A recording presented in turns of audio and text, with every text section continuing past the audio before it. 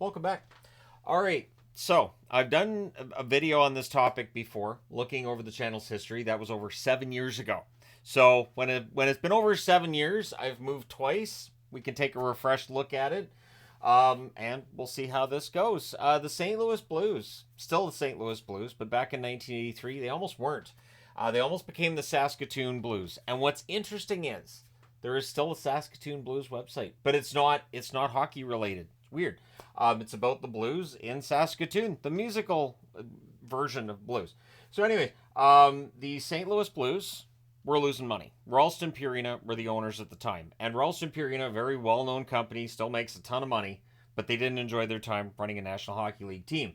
And as soon as it became known that they were selling, Wild Bill Hunter gets in there.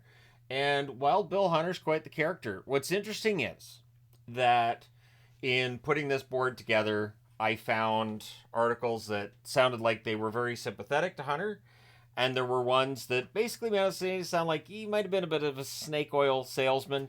But I really just take it this way. Wild Bill Hunter had a tremendous amount of enthusiasm for the idea of having a team in Saskatoon. He felt the money could be there, the excitement, and that it would work.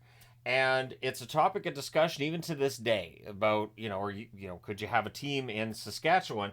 And to this day, there hasn't been a National Hockey League movement to go there or a really strong bid for an expansion team for Saskatoon or the capital city of Regina.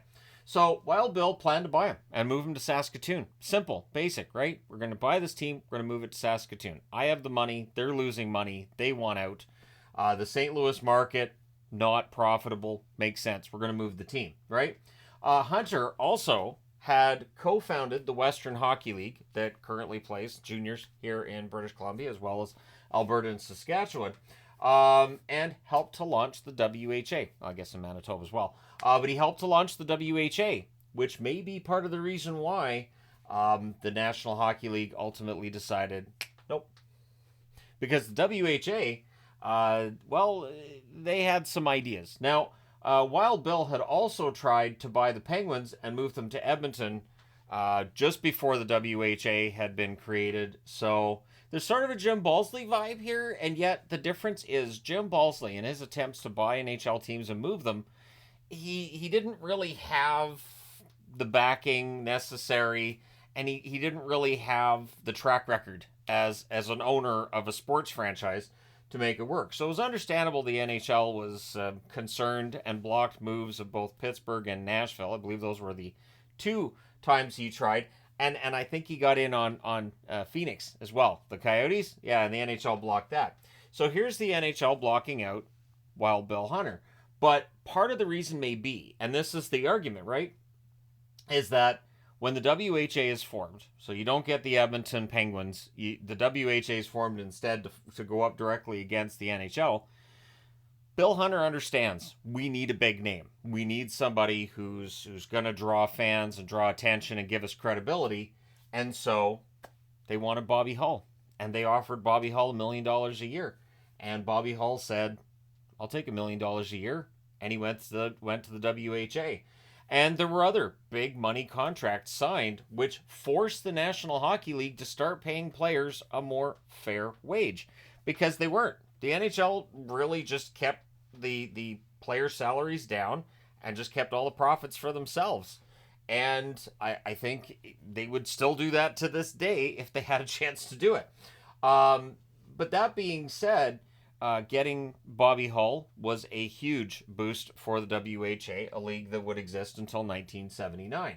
Now, Bill leads a group, so it's not just him himself, but he rallies together a group of people and says, all right, we're going to bring this team to Saskatoon. And apparently he was such a good speaker that by the time it was done, you couldn't wait. You were just anxious to get out there and help him. And Hunter also got government funding for a new arena. He said this is going to be state of the art. This is going to be the best arena in the National Hockey League. It's going to be the best franchise in the National Hockey League. We're going to run this so well, everybody's going to be envious kind of thing. In fact, he had a $20 million sponsorship agreement with Molson's. That's huge. $20 million in 1983.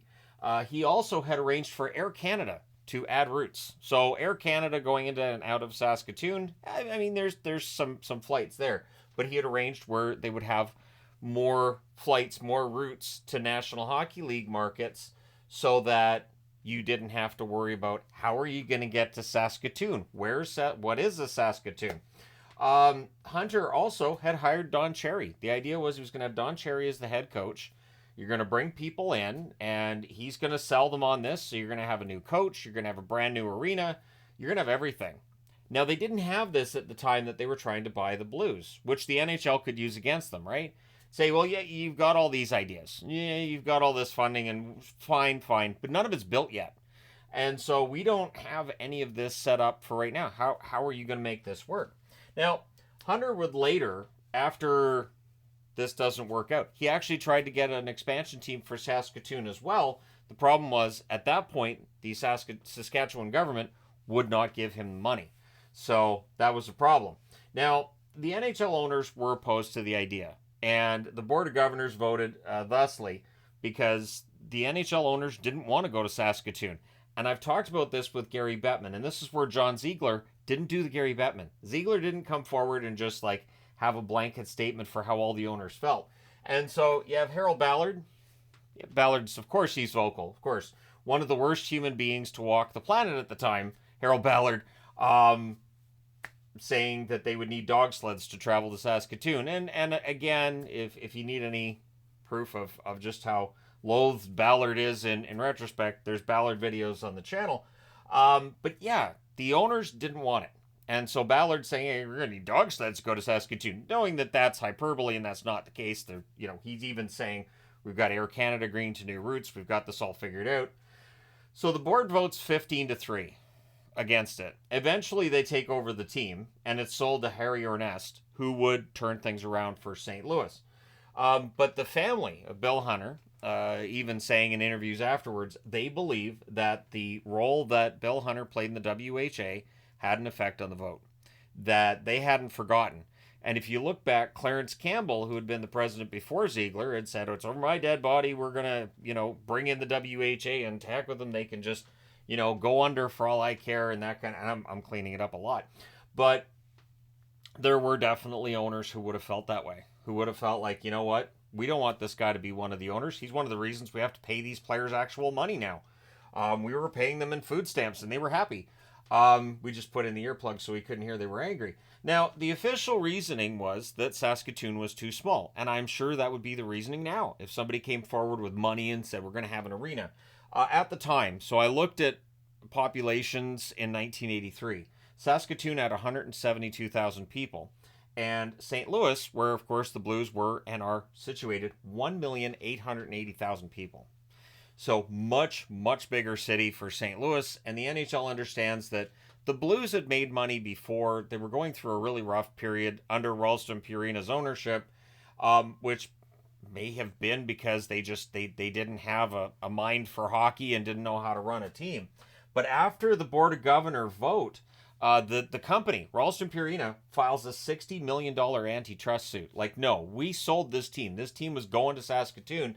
If you guys are going to do this to us, well, we're opting out of the draft. In fact, we're just done. We're closing up. We're done. 4 scouts for the St. Louis Blues actually took flights to attend the draft, believing that, well, ownership's got to let this happen. So Ralston Purina's CEO had even been very quiet and not wanted anything to do with the scouts, but they still felt like, hey, he's actually not going to make it, so we don't draft.